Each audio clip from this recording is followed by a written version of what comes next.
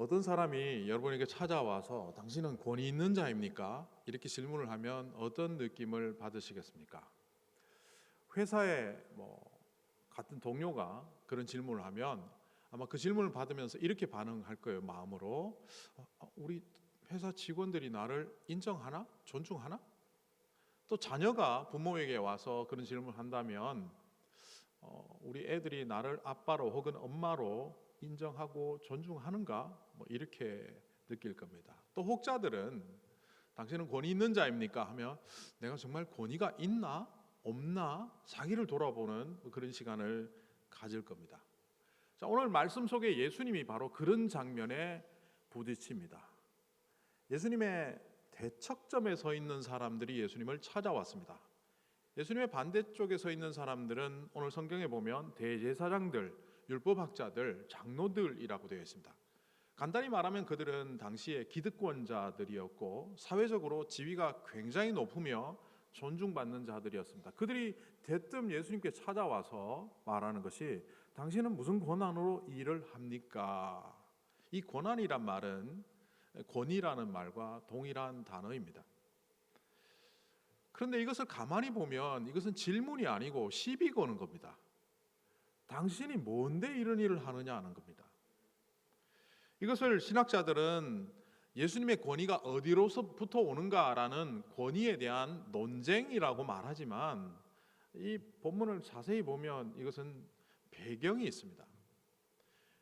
누가복음 20장 이전에 19장 45절부터 한 사건이 있었습니다. 시간의 흐름에 따라서 기록되는 누가복음을 알고 있다면 그 사건은 오늘 이 말씀과 연결되어 있음을 볼 수 있습니다. 그 사건은 이른바 성전 정화 사건입니다. 7월 21일 주일에 제가 말씀 나누었던 그 내용입니다.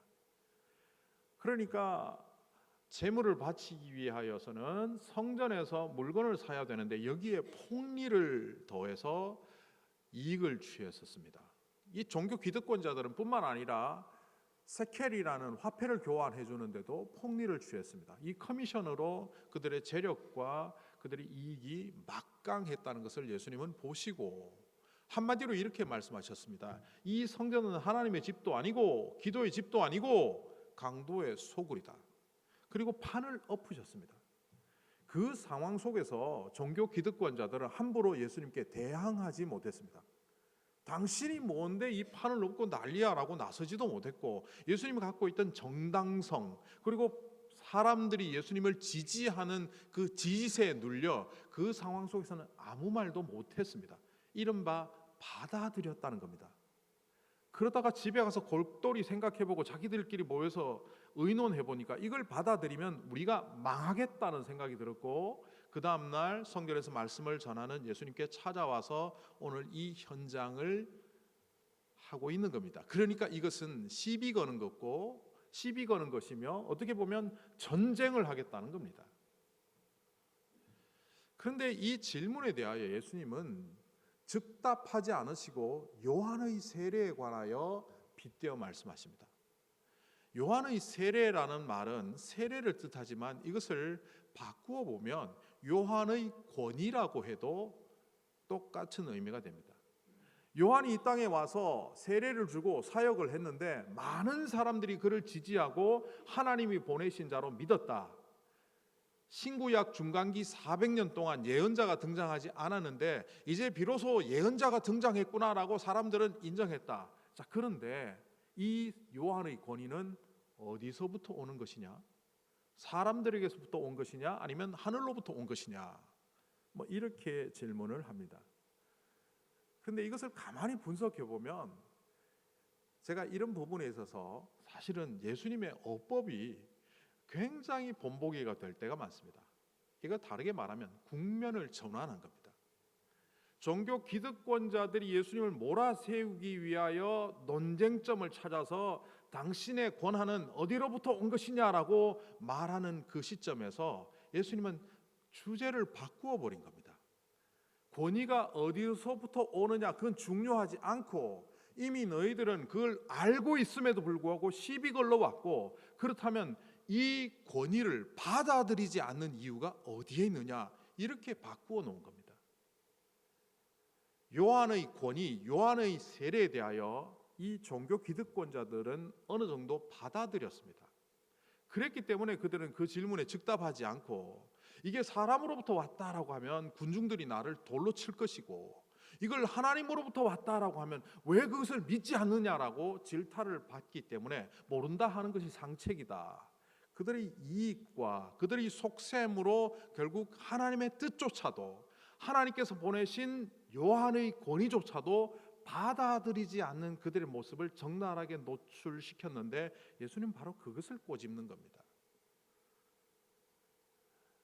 예수님께서 사역을 시작하실 때 바리새파 사람들, 율법학자들은 예수님을 따라다니면서 존경을 표한 적이 있습니다. 다르게 말하면 예수님이 하나님이 보내신 메시아임을 일정 부분 인정했고, 그분이 하는 사역을 통하여 하나님을 통한 희망이 이 땅에 올 수 있다고 기대감을 가졌던 자들입니다. 근데 따라다니면서 수용하고 받아들이기보다는 오히려 평가하고 자를 들이대고, 자기들의 기준, 이걸 따라가면 이익이 될까 손해가 될까, 이걸 따라가고 수용하는 것이 나한테 도움이 될까 도움이 되지 않을까를 재다가 결국 예수님을 배척하는 그런 일들을 했다는 것을 성경을 통하여 볼 수 있습니다. 바로 오늘 예수님이 말씀하시는 것은 이 종교 기득권자들이 하늘로부터 왔느냐 땅으로부터 왔느냐, 사람의 것이냐 하나님의 것이냐, 이걸 분별하지 못하는 것이 아니라, 하나님으로부터 왔다고 할지라도 내게 이익이 되지 않으면 받아들일 수 없다라고 생각하는 그들의 태도를 노출시킨 것입니다. 다른 각도에서 한번 볼까요?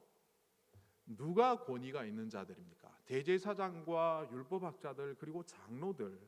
이 장로들은 다른 영어 성경에 보면 senators라고 되어 있는데, 거기에 이제 상원의원이 있었던 것은 아니지만 동네에서 나이 들고 마을과 도시를 대표하는 원로들 혹은 유지들을 뜻하는 말이라고 보면 상당한 재산과 유명세를 갖고 있는 사람들입니다. 자, 대제사장은 복식을 갖추고 화려한 옷을 입고 왔을 겁니다. 그리고 율법학자들은 성결의 상징인 흰옷과 머리 두건을 쓰고 왔을 겁니다. 게다가 장로들은 화려한 복장과 복식으로 뭇 사람들이 볼 때 야, 대단한 사람이다 라는 모습을 갖고 이 자리에 서 있습니다. 오늘날 말로 바꾸면 그들은 배운 것도 많고 학식도 높고 학벌도 좋고 재력도 있을 뿐만 아니라 사회적 지위까지 있는 사람들입니다. 누가 봐도 존경받을 만한 사람들입니다. 다르게 말하면 누가 봐도 권위 있는 사람들처럼 보입니다. 반면 예수님은 옷도 남루하고 집안도 일천하고 배움도 없고 재산도 없고 지위도 없습니다. 어느 학교 나왔는지 알 수가 없습니다. 그 촌부에 불과한 예수님이 가르치는 그 모습은 누가 봐도 무시할 만한 사람입니다. 그런데 당시의 사람들은 이런 두 그룹을 전혀 다른 각도로 보았습니다. 마태복음 7장 29절에 이렇게 나옵니다. 이는, 예수님을 말합니다. 이는 그 가르치시는 것이 권위 있는 자와 같고 그들의 서기관 율법학자들과 같지 아니하였더라. 앞에서 설명드렸던 것처럼 외향으로 보이는 모습에는 종교 기득권자들이 훨씬 존경받고 권위 있어 보이는 외모를 가졌음에도 불구하고, 사람들은 보잘것없어 보이는 예수님에게는 권위를 인정했고, 이 높은 지위에 있고 많은 것을 가진 사람들은 권위를 인정하지 않았다라고 마태복음과 여러 복음서에는 그 사실을 보도하고 있습니다. 도대체 여기서 말하는 권위가 뭡니까? 성경의 권한 혹은 권위, 권세, 권리 혹은 능력, 이렇게 다양하게 번역되는 이 단어는 바로 엑소시아라는 헬라어입니다. 이 디나미스, 너희가 성령이 너희에게 임하시면 너희가 권능을 받고, 이게 능력의 측면에서 디나미스, 폭발력을 가진 디나미스라는 단어와는 조금 다른 의미인데, 이 엑소시아는 간단하게 말하면 정당성입니다. 어떤 사람이 차를 고치고 있습니다. 당신 무슨 자격으로 차를 고쳐요? 저 라이센스 있습니다. 저 퍼밋 있습니다. 그게 바로 정당성입니다. 어떤 사람이 의료 행위를 하고 있습니다. 당신이 뭔데 의료 행위를 합니까? 나 의사입니다. 바로 그게 정당성 엑수시아입니다. 또 다른 측면에서 보면 두 대통령이 있어요.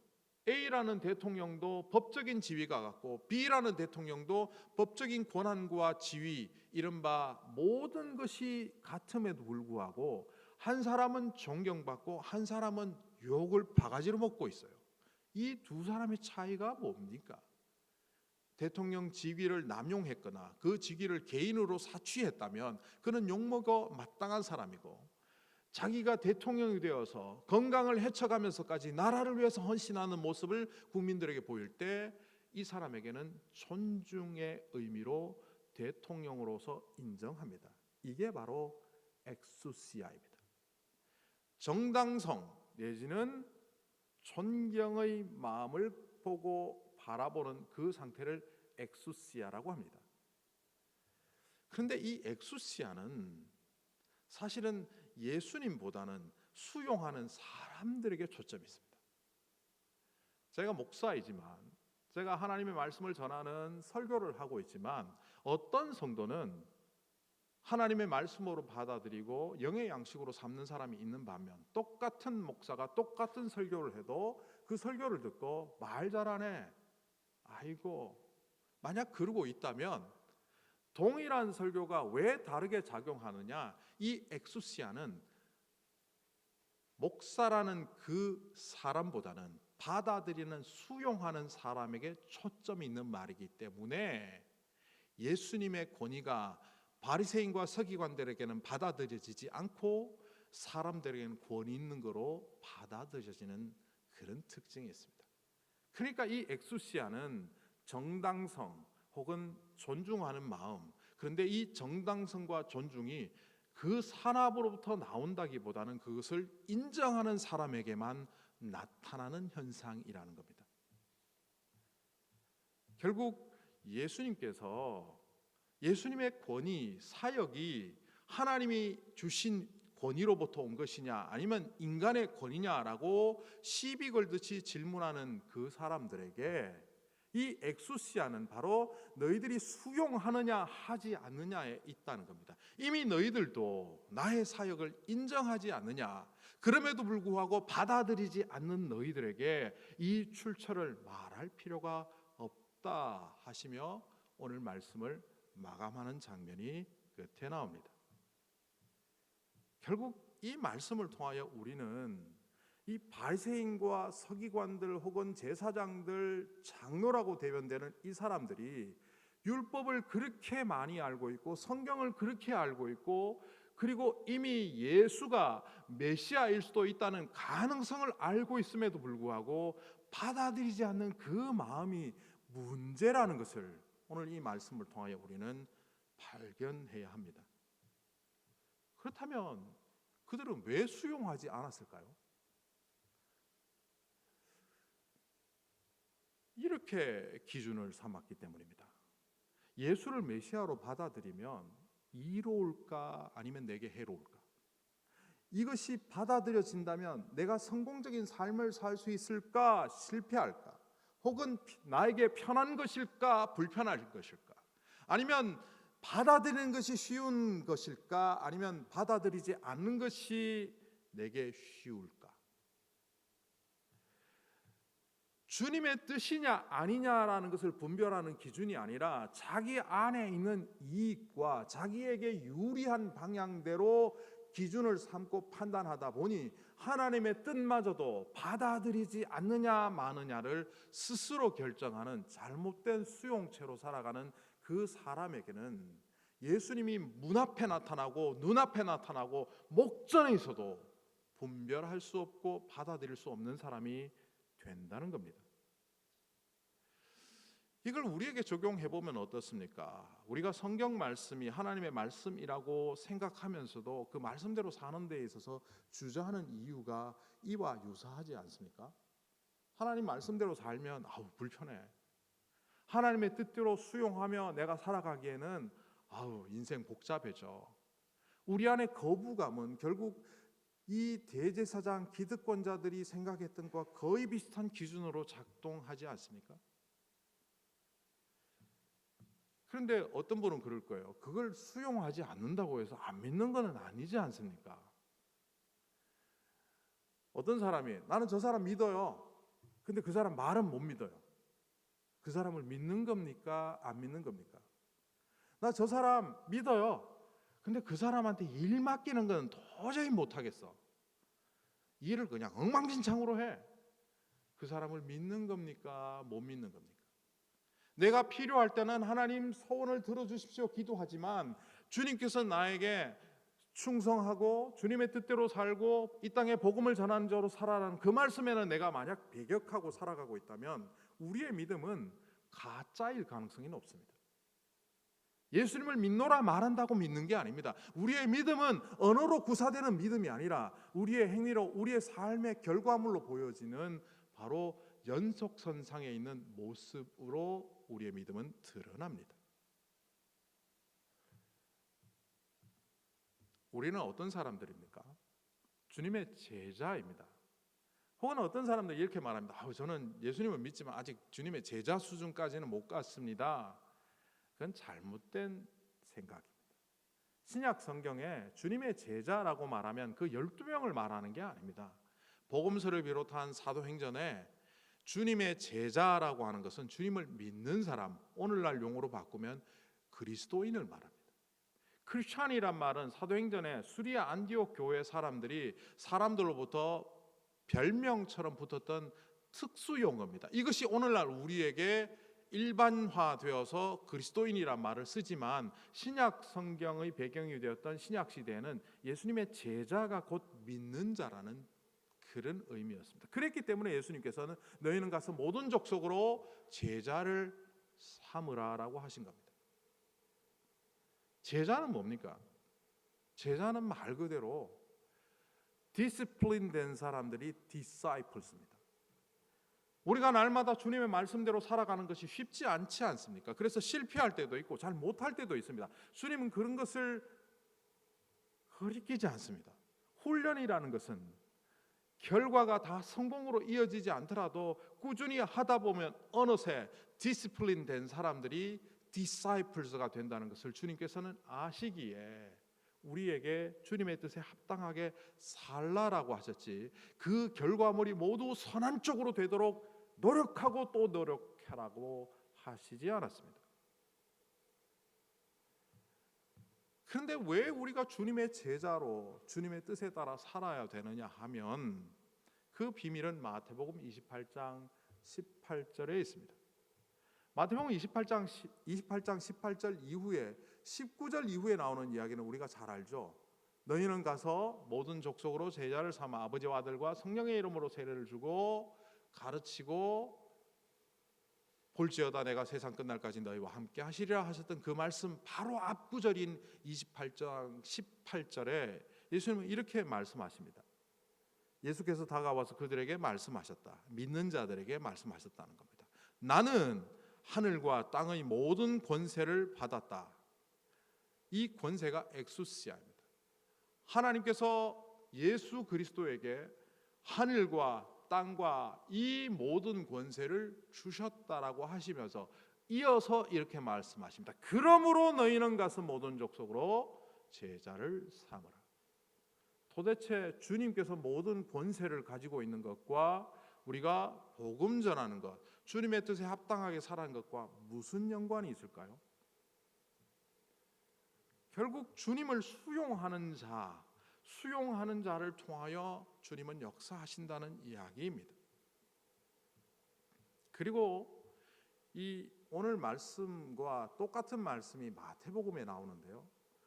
그때 마태복음 뒤에는 예수님이 비유 하나를 더 하셨어요. 이 기득권자들에게 수용하지 않는 모습을 지적하시고 누가복음에서는 이걸로 끝낸 것처럼 되어 있지만 마태복음에는 비유를 하나 말씀하셨어요. 그 비유는 두 아들과 관련된 비유입니다. 한 아들은 아버지가 명령을 내리니까 밭에 가서 일하라 하니까 네 그러고 가지 않았고, 또 다른 아들은 못 가요 안 가요 그랬는데 결국은 돌이켜서 내가 잘못했구나 하고 가서 그 일을 잘 하였다. 그러면서 예수님이 누가 아버지의 뜻에 순종한 아들이냐? 보나마나 안 간다고 했지만 몸으로 가서 한 사람이 순종한 거죠. 당시 유대 사회 속에서 아버지가 명령을 내리는데 못해요라고 할 수 없습니다. 이거는 이야기 속에서만 등장하지 실제로 그랬다가는 맞아 죽습니다. 그러니까 대부분 합니다라고 얘기합니다. 그런데 그런 아들 중에 합니다 해놓고 안 한 아들들이 꽤 있어요. 이 사람들은 누굽니까? 바로 바리새인, 율법학자, 종교 기득권자들입니다. 그들은 율법을 알고 하나님의 말씀을 알아서 늘 말씀을 순종하는 것 같이 말하지만 실제로 그 말씀대로 살지 않고 있는 거예요. 반면 아버지의 말에 반역한, 거역한 이 아들은 누굽니까? 당시에 소외된 사람들입니다. 세리일 수도 있고 장애자일 수도 있고 죄인이라고 일컬어지는 그 사회에 지탄받는 사람들, 율법대로 살지 않는 사람들. 그런데 그 사람들이 오히려 하나님의 말씀을 수용하고 어느새 뜻에 따라 살아가는 사람이 될 때 그게 진짜 순종이고 그게 진짜 믿는 거다라는 사실을 예수님은 마태복음에서 오늘 이 이야기와 함께 연결해서 하셨습니다. 그러니까 믿음은 말로 하는 것이 아니고 믿음은 아는 것이 아니고 살아가는 것입니다.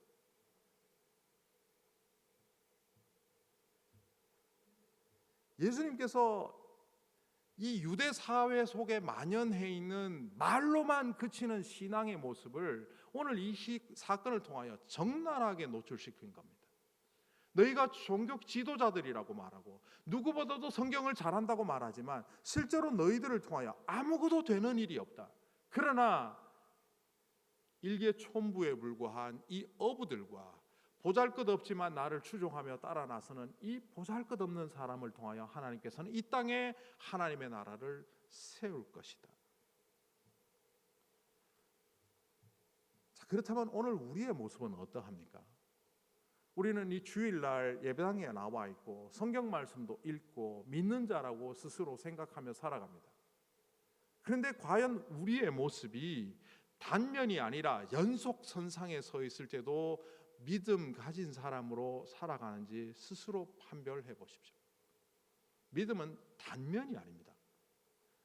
믿음이란 말을 우리는 믿는다라는 말로부터 가져왔지만 헬라어로 보면 이 믿음은 피스티스, 피스토스, 형용사형이든 명사형이든 이거는 신실함이란 뜻입니다. 지속성이란 뜻입니다. 꾸준히 끝까지 가서 결국 그것은 그 끝까지 간 자리에서 돌아보니 20년, 30년 온전히 걸어온 신실함, 충성이라는 말로 피스티스, 피스토스라는 단어를 사용합니다. 이걸 우리말로 번역하다 보니까 믿음이라는 말로 번역했지만 그 뜻은 믿는다가 아니라 살아간다입니다. 불순종을 일상화하고 살아가는 우리들의 모습 속에서 우리는 과연 믿는다라고 말할 수 있느냐 스스로 오늘 말씀을 보면서 반문해야 합니다. 그러다 보면 우리는 어느새 나는 권위가 없구나 이렇게 실망할 수도 있지만 요한복음 1장 12절에서 예수님은 이미 우리에게 그 권위를 주셨다라고 알려주십니다. 예전 번역으로 제가 읽어보겠습니다. 영접하는 자 곧 그의 이름을 믿는 자들에게는 하나님의 자녀가 되는 권세를 주셨다. 이 권세가 엑수시아입니다. 그런데 이것은 받아서 갖고 있는 것이 아니라 그것을 사용할 때 나타나는 겁니다. 좀 전에 마태복음 28장 18절 이야기를 했습니다. 하나님께서 예수 그리스도에게 땅과 하늘의 모든 권세를 주셨다. 그러므로 너희는 가서 복음을 전하라. 이게 무슨 이야기냐 하면 예수님의 그 권세는 하나님으로부터 온 것이며 예수님의 그 권세는 우리에게 온다는 겁니다. 어떨 때? 주님의 뜻대로 살아갈 때. 주님의 뜻대로 살아가지 않기 때문에 우리는 일상 속에서 근심하는 자로, 실패하는 자로, 조금 가지면 교만하고 조금 못 가지면 실족하고 내 뜻대로 되면 기뻐하고 내 뜻대로 되지 않으면 좌절하는 그런 보잘것없는 삶을 살고 있는 겁니다. 그런 모습을 보면서 자녀들이, 이웃들이 당신은 권위 있는 사람이군요 라고 하지 않습니다. 그 어떤 자리에서도 꺾이지 않는 믿음으로 가장 낮은 자리에서조차 하나님의 영광을 드러내며 살아가는 그 사람을 통하여 사람들은 저 사람은 특별한 사람, 권위 있는 사람이라고 말합니다. 오늘 제가 칼럼에 인용한 아주 짧은 시가 있습니다. 안도연 시인이 쓴 시인데, 연탄재 함부로 발로 차지 마라. 너는 누구에게 한 번이라도 뜨거운 사람이었느냐. 아주 짧은 문구지만 세 줄로 시인이 썼습니다. 너는 누구에게 뜨거운 사람이었느냐. 이 시의 제목이 뭡니까? 너에게 묻는다입니다. 저는 이 짧은 시를 보면서 나에게 질문을 던졌습니다. 나는 과연 권위 있는 자인가? 세상에서 말하는 권위는 높은 자리에 올라가고 많이 가지고 많이 알고 다른 사람들 앞에서 위세를 떨쳐야 권위 있는 자라고 말하지만, 성경에서 말하는 권위는 희생할 때 나타나는 권위, 헌신할 때 나타나는 권위, 낮아질 때 나타나는 권위입니다. 그래서 바리새인과 서기관들, 종교 기득권자들은 예수님의 권위를 받아들일 수도 없고 알더라도 수용할 수가 없었습니다. 대제사장으로 갖고 있는 그 옷을 벗어야 하고 그 높은 자리에서 내려와 낮은 자리로 가야만 예수의 권위가 그들을 통하여 나타나기 때문입니다. 오늘 우리는 여전히 이 세상에 속한 사람으로 살아갑니다. 그러다 보니 누가 나를 알아주지 않는가? 나는 다른 사람들보다 더 인정받는 사람인가? 얼마나 나는 성공했는가라는 겉으로 드러난 권위, 나를 위한 권위를 추종하며 살고 있지만, 이런 우리에게 예수님은 그것이 아니라 타인을 위한 권위, 희생의 권위, 헌신의 권위를 가르쳐 주십니다. 우리의 믿음이 진정성을 가질 때 우리의 삶을 통하여 전도가 이루어집니다. 전도는 말의 변화가 아닙니다. 함부로 말하던 그 말이 바뀌어서 예수 믿으십시오 한마디 한다고 전도되는 게 아닙니다. 세상 이익 쫓아가던 내가 태도를 바꾸어 하나님의 영광을 위하여 달려가는 자로 태도가 바뀔 때 사람들은 거기에 감동을 받고, 사람들은 거기에서 진정성을 발견하고, 저들은 우리와 다른 것이 뭔가 있구나 자극을 받으며 우리의 삶으로부터 우러나는 주님의 복음을 수용하게 됩니다. 여러분은 어떤 사람입니까? 여전히 세상이 말하는, 세상의 역사 속에 기록되는 세속적인 권위를 추구하는 사람입니까? 아니면 빛도 없이 이름도 없이 주님 뜻대로 한번 살아보겠다고 성공하든 실패하든 그것과 상관없이 발버둥 치며 주님 앞에 무릎 꿇는 주님의 권위를 사모하는 자입니까? 떵떵거리고 주님 앞에 서 있지만 주님을 넘어뜨리려고 하는 이 종교 기득권자들의 위세는 얼마 가지 않아 무너지지 않습니까? 그러나 그들이 그토록 없애려고 했던, 그래서 결국 십자가에 못 박았던 주님의 권위는 하나님의 영광 속에 부활로 나타나 2000년 역사가 지났음에도 불구하고 우리의 구주로 메시아로 세상 사람들에게 또한 우리들에게 영원한 주님으로 권위 있게 존재하지 않습니까? 여러분들은 사라질 세상의 권위를 좇는 자입니까?